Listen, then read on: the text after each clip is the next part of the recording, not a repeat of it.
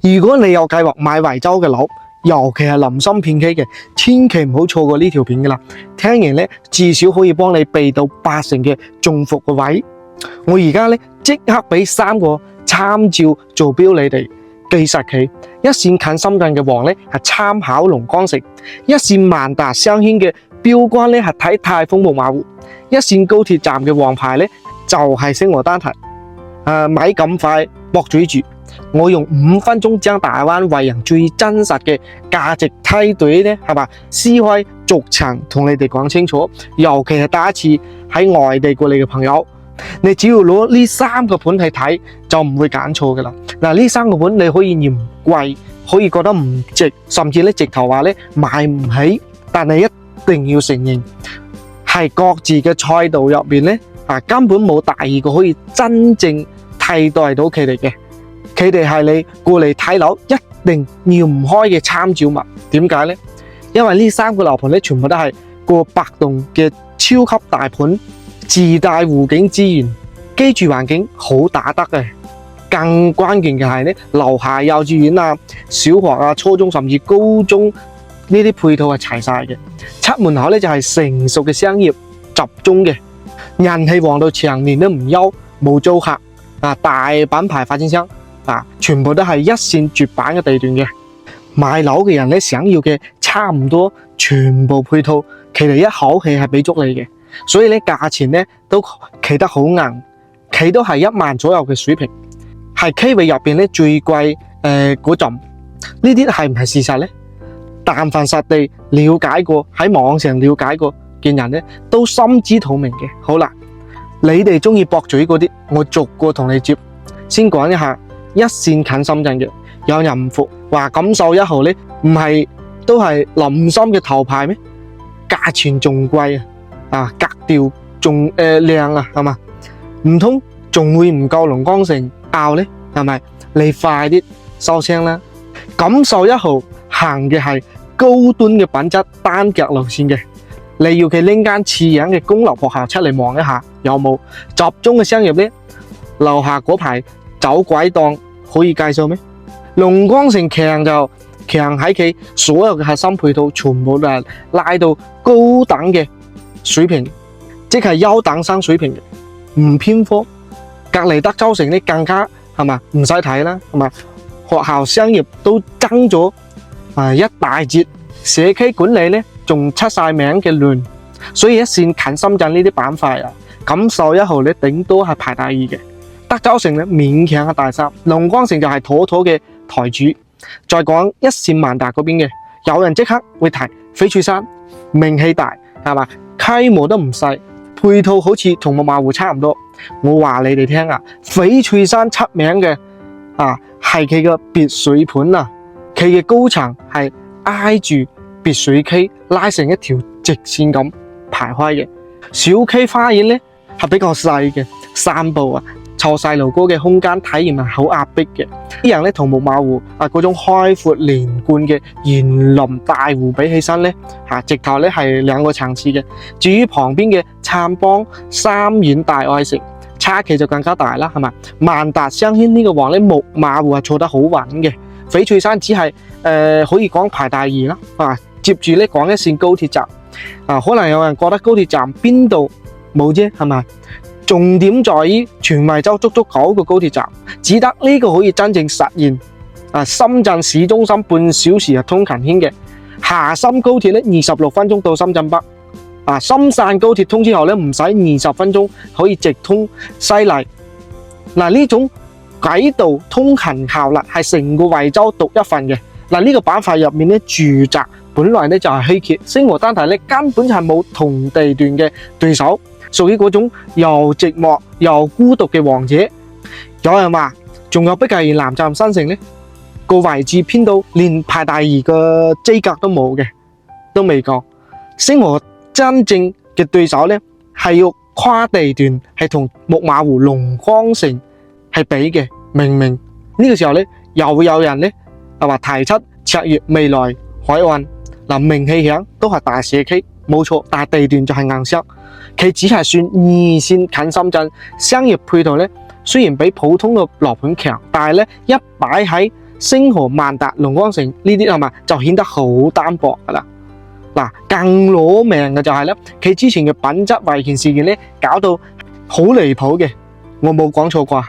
成個板塊排落嚟咧，圍南海岸咧可以爭大4或者大5，再講講華人仁溪花園，央企大門頭係嘛？而且夠氣派啦，係咪？品質係冇得講嘅，係嘛？但規劃幾十棟嘅大盤，而家先起得幾棟，未來人氣幾時可以先養得起呢？係咪？公立學校嘅配套咧又拖後腿，係嘛？日常消費咧基本上只可以係比亞迪周邊嘅工業區底商同萬達星河嗰種城市級商業比咧，差其實太遠啦。嗱，佢嘅高房價入邊咧，係嘛？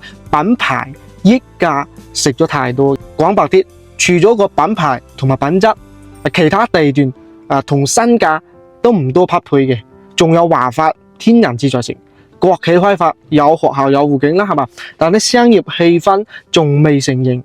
更攞命嘅咧，就係佢高鐵橋係穿盤而過嘅，噪音硬傷擺喺呢度。你擰翻轉頭睇係嘛？呢3個王者盤邊會有呢啲避唔開嘅短板咧？仲有一個隱藏角色嘅，就係木雲溪谷，體量都係百棟嘅大盤，係嘛？都係挨住深圳龍光平地。記住啦，係平地唔係平山啊，係龍光啊！如果你係喺龍光翻工佢可能就係你呢唯一嘅真命天子。但係咧，按綜合實力排咧，佢只可以算大4，因為咧佢所處嘅係惠陽新墟鎮，城市面貌實在拖後腿啦，係嘛？周邊咧同村一樣嘅細廠爛路，平時都冇咩人關注嘅。大灣惠陽，但凡叫得出名嘅，價錢企得上打梯隊嘅代表盤咧，我基本上都同你抽咗出嚟做個比。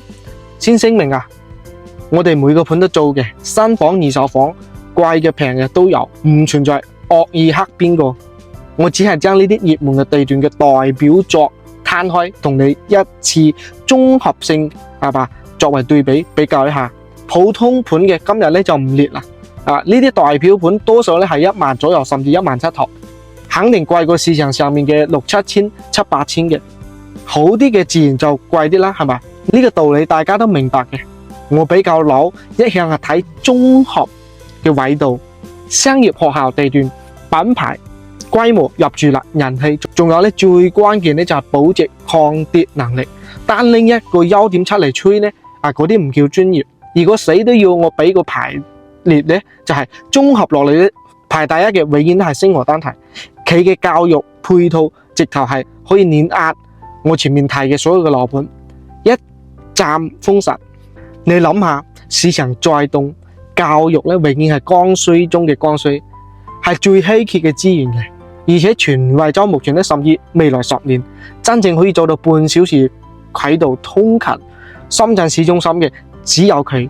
一線近深圳，目前咧仲未做到。沙田站咧搭地鐵入市區咧，轉車轉來轉去咧，係嘛？1個鐘頭肯定要嘅。如果只叫我推薦2個樓盤咧，就係星河單體同埋木馬湖。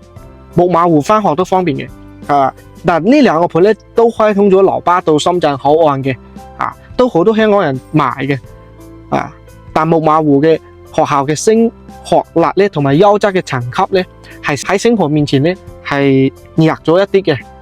環境上咧，星河除咗有湖啦，係嘛，背後咧仲背住呢個森林公園，山水交融嘅氛圍咧，木馬湖係冇得揮嘅。當然咧，木馬湖都有一項絕對嘅勝出，就係佢係位於大灣嘅新城區，馬路係非常之闊落嘅。